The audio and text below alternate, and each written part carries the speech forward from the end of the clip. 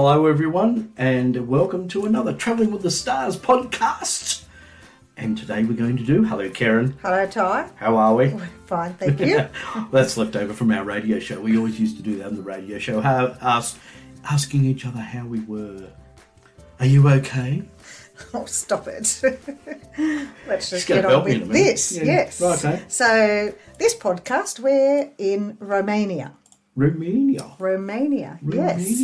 And we got to Romania via our river cruise that we were on. From Budapest to Bucharest. That's right. And so, but tonight it's about Romania and Bucharest, in fact, where we decided that we would stay for a few days. And on the river cruise, or whilst we disembarked the river cruise, we boarded a bus for the ride into Bucharest, and then we were taken on a guided walking tour of Bucharest whilst our luggage was being transferred to our hotel. And the hotel was actually the Intercontinental Hotel in Bucharest. A very nice hotel, I might add. A very nice hotel, yes, very close into the main part of the city. Bucharest is a clean city, lots of tree-lined streets, or probably should be called boulevards. Boulevards, yes, because we were there on a Sunday, weren't we? We were, yes. And they had actually one or two of those streets blocked off. They did, for people to walk. So no cars were in there. It was all a walking street and lots of people around. It was a beautiful day as well. It was. And in Bucharest, they have an Arc de Triomphe, which honours the Roman soldiers who fought in World War II. And so when you first drive around Bucharest, you sort of think, oh, they've copied the French Arc de Triomphe, but no, it's their own Arc de Triomphe, a little bit smaller than the French one. We saw the Royal Palace, which is now part of the National Museum of Art, which is situated in Royal Palace Square. And that was the scene of the riots in 1989 because the people wanted to get rid of their communist dictator, Nicolae Ceausescu. The reason I'm laughing is because our associate producer, a.k.a. Lily the Cat, is flicking Karen's chair button. She's trying to lower her, I think.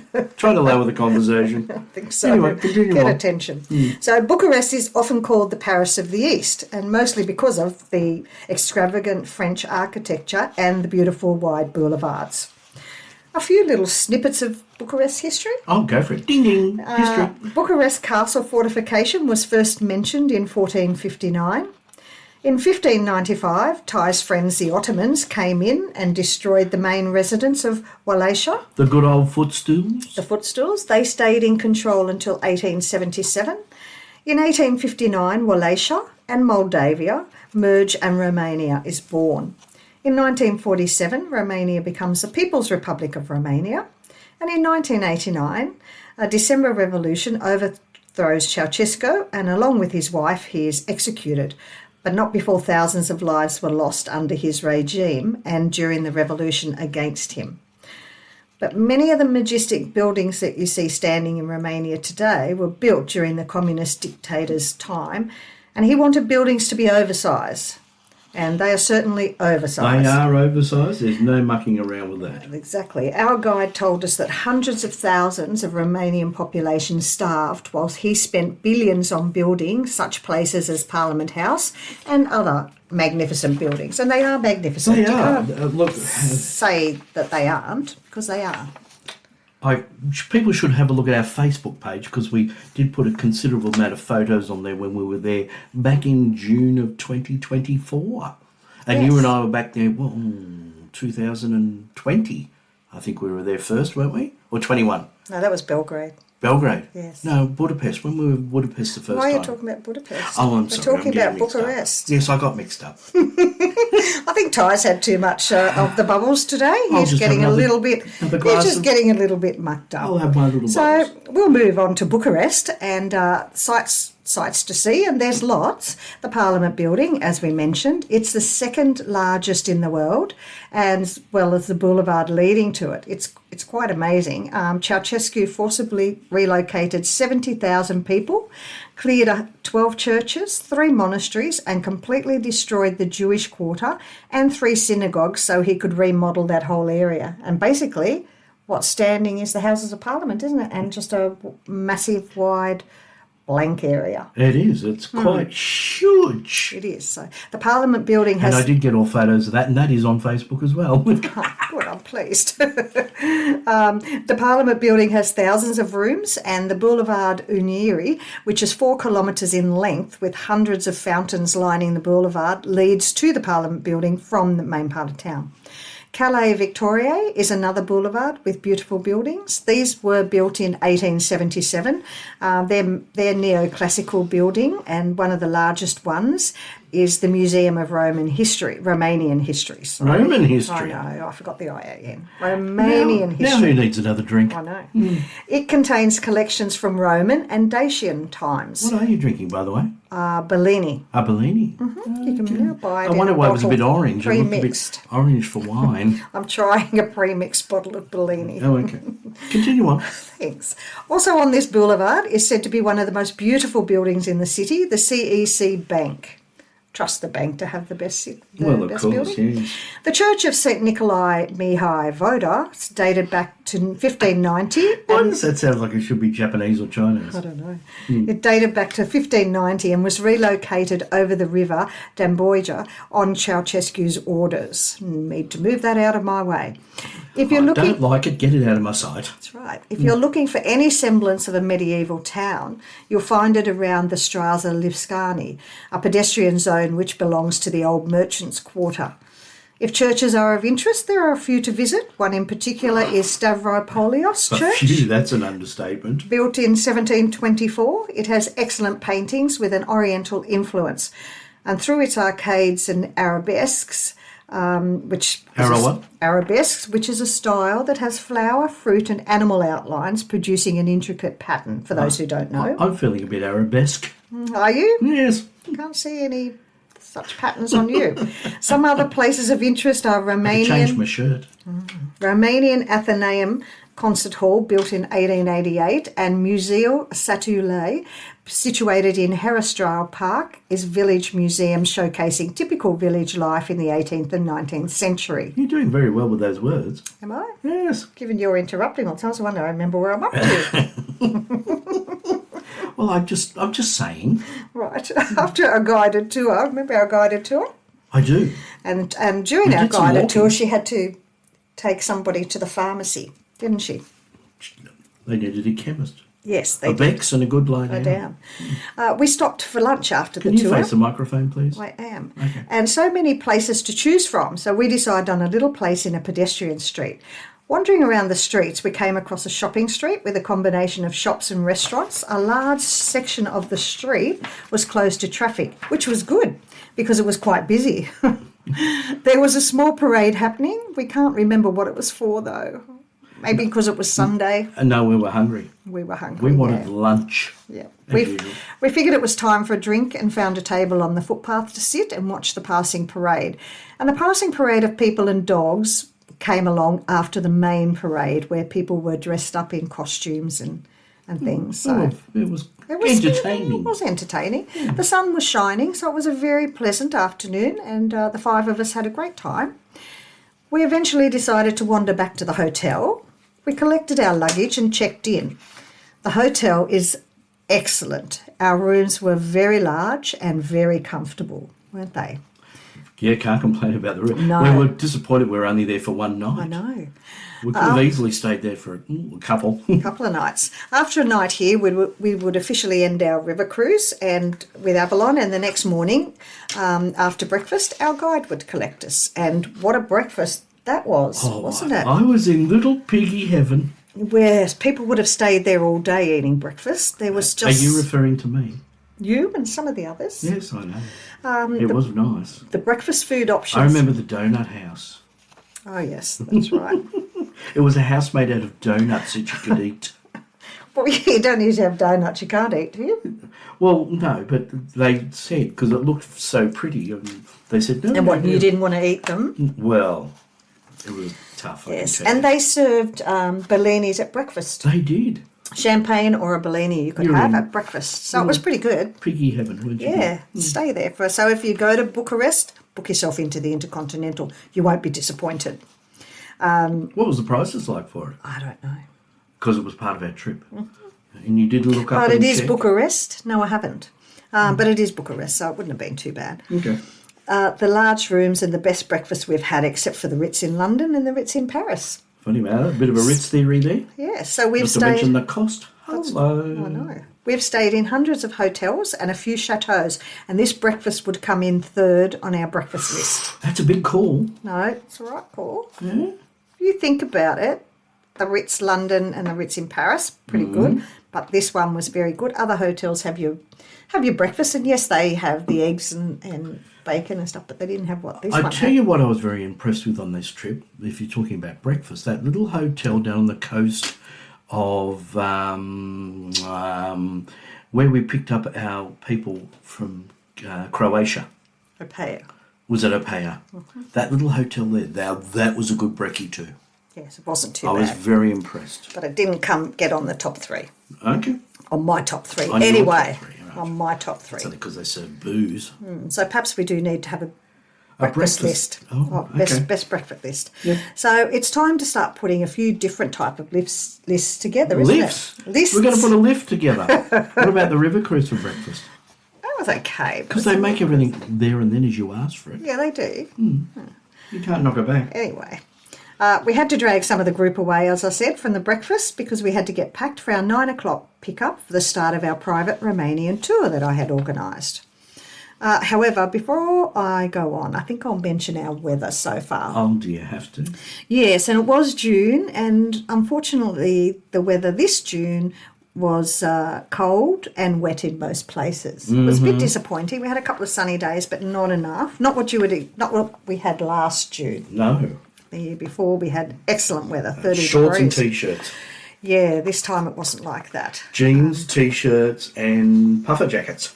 Yeah, that was you, George. Yes, Which is very unusual because normally I wear shorts here in winter, so it was cold. it was very cold. And needless to say, I had packed mostly summer clothing with a couple of items for Romania, assuming that it may be a little cold. I was very wrong, and you left your wet weather jacket at home, so I think I'm blaming you for the bad weather. Yep, I did. I think First that's, time in a long time I forgot the wet weather jacket, and boy did we need it. And I think that was, yes, your problem. So a little piece of trivia. On this trip, we learned that Bulgaria, Serbia and Croatia all use the Slavic language, whereas the Romanian language is based on Latin, which I thought that was a bit interesting. But I was guess that was interesting. the Roman influence. However, just about everyone speaks English. They do. It's pretty good. So Yeah, don't have any actually problems. they're probably one of the most English-friendly countries we've been to in that area. English friendly. Well, You as mean in English speaking. No. Hungary's pretty much. Yeah, Hungary's pretty good compared to Italy. Yeah, well, they choose not to speak the language.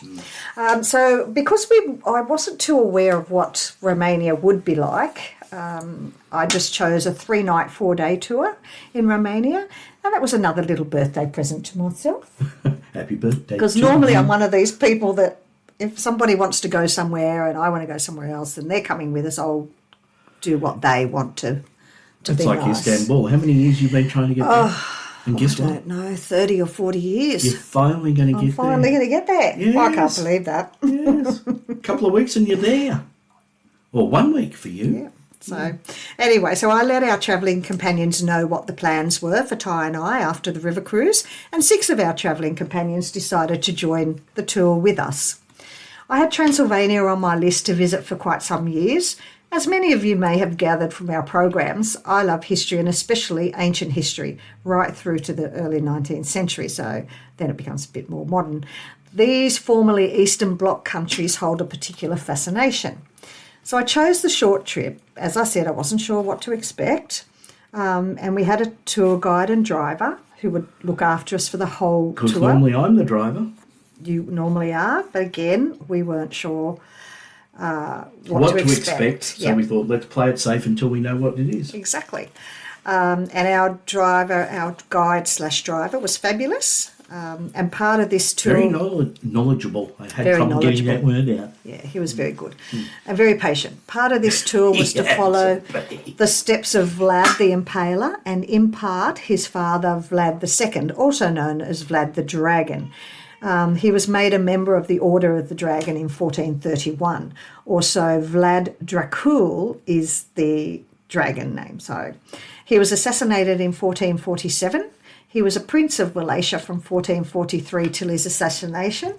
And Vlad the Impaler and his brother Radu were held hostage in 1442 by the Ottomans to ensure their father's loyalty. Vlad the Impaler was said to be a very cruel person. During a war with the Saxons, he took prisoners back to Wallachia and had them impaled, hence the name. There's lots more to his story, but we're interested in what to see in Romania. You can always check on his story. As we always say, Google it. That's right.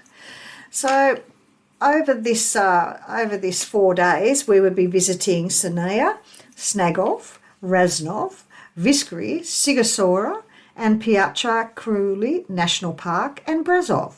Not necessarily in that order, of course. Could you repeat that again quickly? No. Okay. Our driver guide was Marius, and as I said, he was very good, and he arrived at the Intercontinental right on time at 9 a.m. Our first stop was 45 k's out of Bucharest, and that was Snagov Lake. And in the middle of the lake is a monastery of the same name as the lake. Now, you don't need to go out by boat because there's a bridge there's one bridge from the mainland that you had takes to walk across. Had so to walk across. It's probably about a kilometre walk. Yeah.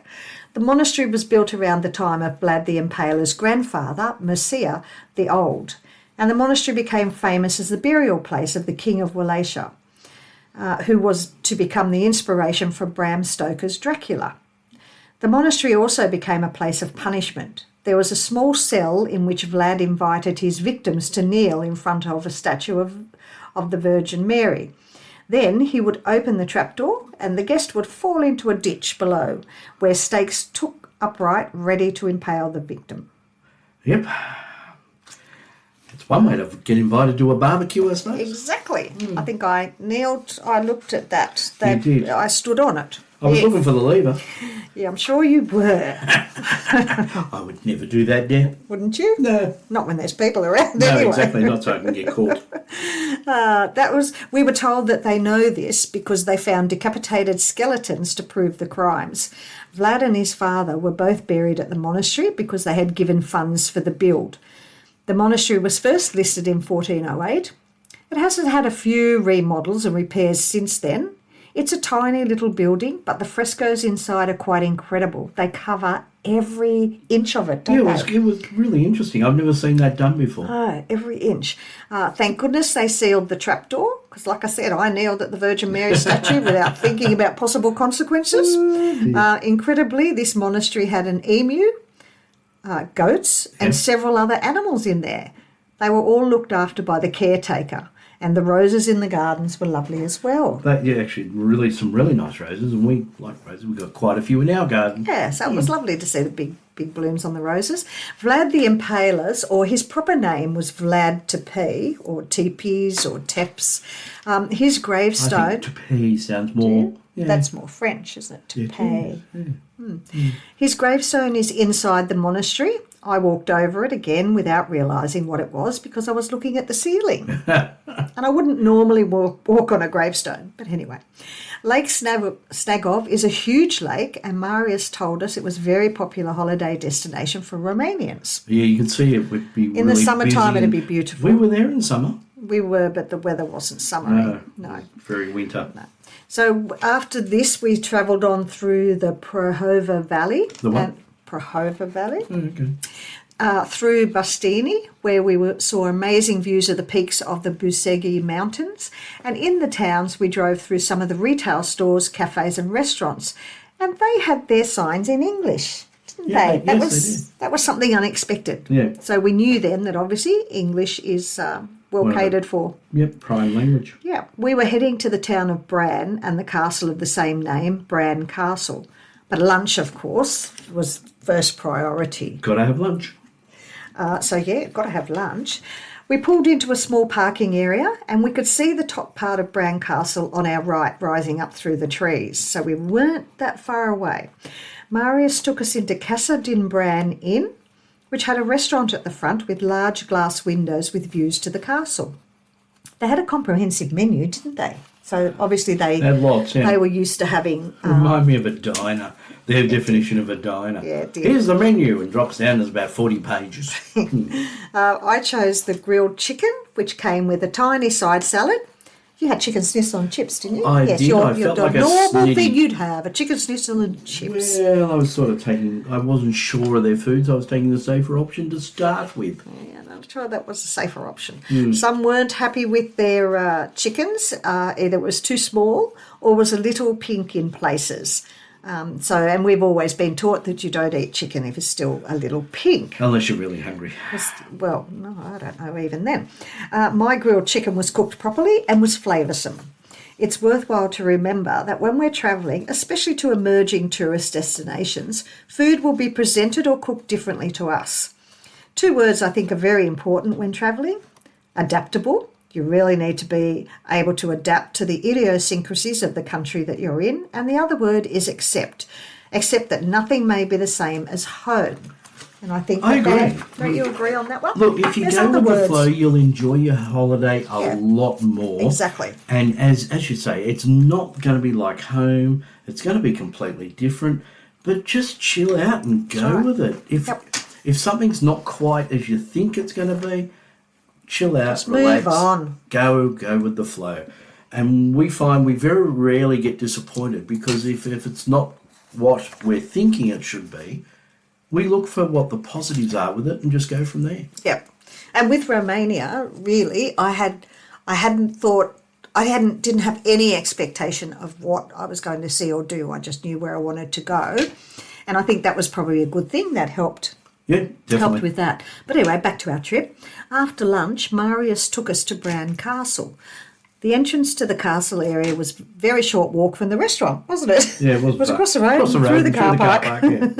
Of course, there were lots of street stalls as we got closer to the castle, but our first priority was to visit the castle.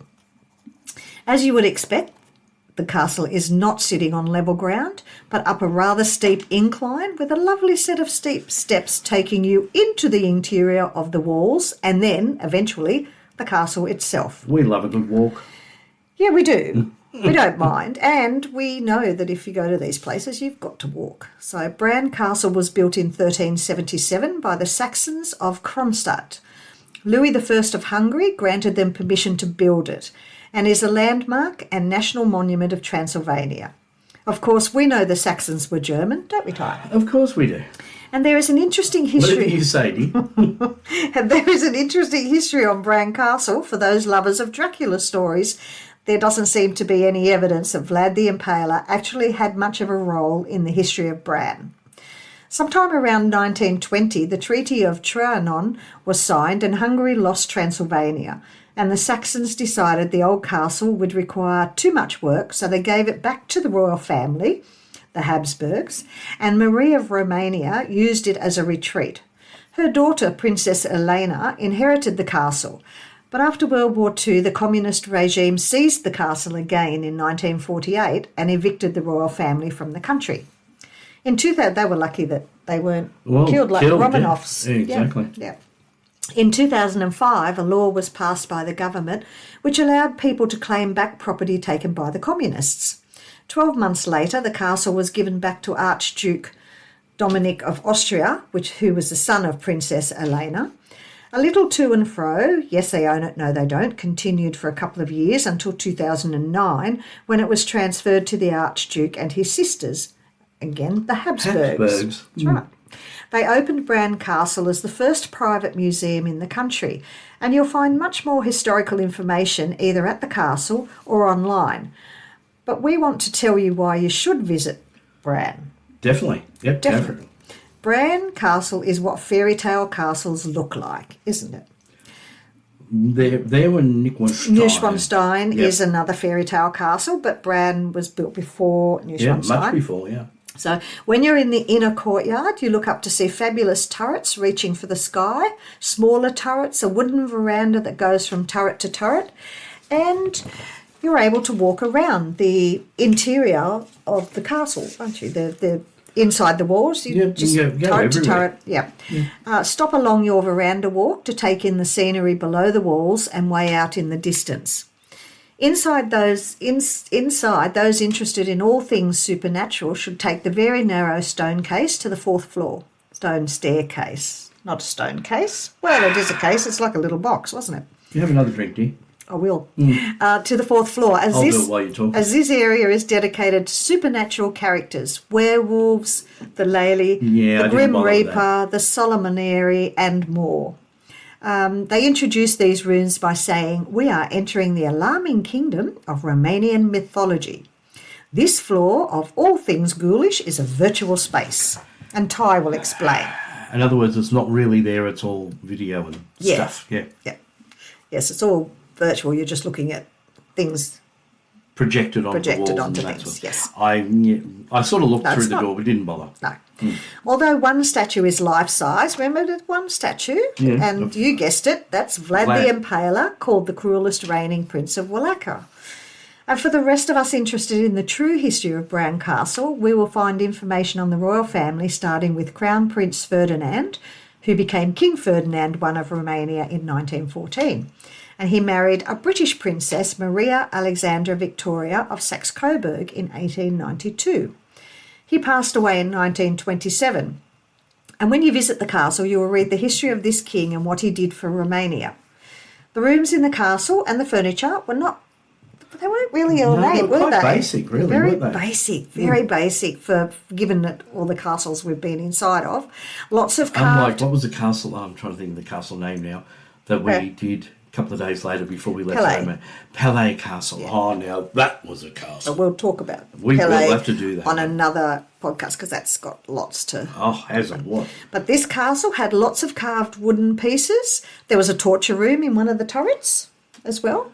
You wouldn't come in. You had to pay extra to go in there. No, you wouldn't come in. You didn't go in at all. I was thinking about it. You didn't want to go in. But only if you went with me. Oh, I wasn't going in there. The gift shop is on the way to the castle walls exit area, and of course it does sell items such as fridge magnets, T-shirts, calico shopping bags, and more with Dracula and the bats on them. Couldn't find a baseball cap though. No, you couldn't. You'll also find Bran Castle goods and books on the history of the castle and the royal family, and I bought one of the books because I'm more interested in that than I am in the Dracula legend. The gardens outside were lovely with a beautiful lake and a weeping willow tree on one edge, so very picturesque. There's also a cafe next to the lake, which would be lovely on a sunny afternoon. It wasn't sunny when we were in. It was not sunny at all. No, it was raining. So that was Bran, and after Bran, our next stop was Razanov Fortress, built by the Teutonic Knights. And over the centuries, it has been a military... Sounds like a band. The Teutonic... Introducing the Teutonic Knights. Well, there you go. It could be a name for a band, couldn't disco. it? I don't know that they were too much into discoing, these Teutonic Knights. Over the centuries, it's been a military outpost and also a refugee for the locals during any conflict. Of course, it had a big role in the defence of Transylvania against Ty's friends, the Ottomans. The footstools. And others, yes. It's a medieval fortress in all ways. Architecture, structure, and of course it's situated on top of a very high mountain. It's a fabulous, well-preserved medieval fortress, and the views of the town and landscape are quite incredible. I've enjoyed that particular fortress. It was pretty cool, wasn't it? Who else went up there with us? No, only you and I went to the top. Yeah. Everyone else piked it. Did they? Nobody else? Yeah, that's right. It was quite a hike up the top, wasn't it? It was. But it was very interesting, and well worth it. Although I have to say we're learning that Romania's fortresses and castles are not for the faint-hearted. No. They are, as I said, on top of incredibly steep hills and mountains, and you have to walk from the parking area to these fortresses. Lots of hiking to the top and then ancient steps. But they're well worth the effort if you can do it. Take it slow and steady is the best advice, don't you think? It was well worth it because I made up for it at dinner. Yeah, well... We were averaging 20,000 I don't think you steps. needed to walk that far to make up for dinner, but I do think that a lot of people, when they go, so if you're going to Romania, just think about that they can be tough walks up to the top and very steep, but the view is well worth it. I think it's well worth it anyway. No, definitely. So inside this fortress were houses, a whole community being protected from any marauders. Part of the fortress was carved in the stone of the rocky outcrop that they sit on. And after the Roman conquest, the Dacian fortress was abandoned. So that had been there since the Roman conquest, that fortress that we were in. We wandered around, saw the fountain, the triangular tower, the weapons tower, the Gothic tower, and the small barbican, and so much more in this one amazing place. A few steps, lots of wandering around. In fact, I would say this was one of the least strenuous walks, wasn't it, really? No, at least we didn't have to climb any ladders on this one. Exactly. So this was the least strenuous. So if they say you're going on a tour and you're going to Brasov, yeah, you could walk that one. Internal areas did have stairs, but you could wander around the outside quite comfortably. One part was challenging, the walk around the outside of the fortress on a rough track. Remember how he took us around that? But we all managed it. Yeah. It was just I don't think you could even put 2 feet together, could you? Yeah, it was just a rough like a goat track, yeah. So we'll move on now to Brasov. After Razanov, we went then to the city of Brasov, which would be our base for the next 3 nights. And it's a very beautiful town. I was surprised how clean, how neat it was. I know. The restaurants and the people, very friendly. Yeah. Especially once they found out we were Australian, they wanted to talk to us because they don't get many Aussies up there. No, and they probably, as time goes on and people know about it, it'll get flooded. Yeah. But at the moment, it's still beautiful. It's well cared for.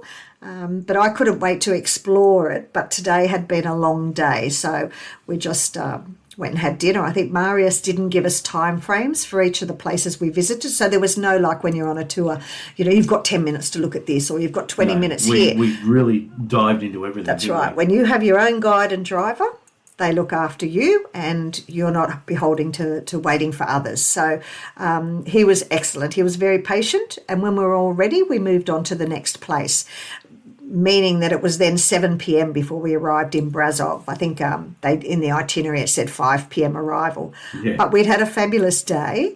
I had a very enjoyable day seeing the sights. We were tired. Not sure about everybody else, but it was just fascinating. Some were tired and happy to have a rest. I think that started to show at Razanov, where you and I were the ones that spent the most time taking in the points of the interest in the fortress. But that's understandable. Some people don't walk like we do. Not true. Our hotel in Brasov was the Prince Gregor, and it would be our base for the next 3 nights. It was less than a 10-minute stroll to the main square and all the eateries. What did you call them? What are they called over there, though? It's not called a hotel. Oh, the pension. Pension, yeah. Yeah, so that was our... Because at first I thought it was like a B&B. Yes, Ty thought, oh no, we're staying at somebody's house. No, we're not. It's called a pension, but it's actually like a little motel. It was very nice, yes. We checked in, freshened up, then headed to Council Square, which is the main square, and it is called Council Square. A beautiful large square, and it was lit up, possibly to welcome us to Brasov, I think, don't you? Of course it was, I think they knew we were here. Keep facing the microphone, please, Jen. We chose a restaurant with blankets and heaters because, as I said before, it was cold. Dinner was good. We had wine and beers for a very reasonable price. No language issues at all. And I think that we'll probably leave our first day there. Righto. We'll move on next time. Part two. I Romania, think we'll have part 2. We'll have a different section of Romania on other things that we do with Palais Castle and things. That's a good idea. So. Yeah. That's Travelling with the Stars, part 1 of Romania. Yes. On this podcast, and we'll come back very soon and do part 2. Yes, we won't leave you hanging too long. Oh, yeah, right. No, we won't. Well, don't forget you're disappearing soon, heading for Turkey. We may get that done soon. Righto. Hope you enjoyed our podcast. Well, don't forget to check us out on Facebook and on YouTube, and also pretty much everywhere else. We're all around the place these days. You'll find us wherever we think we're not, that's where we'll be. Travelling with the Stars, RRS, all one word. Just Google us, you'll find us. Hope you enjoyed this podcast. We'll talk to you soon. Bye for now.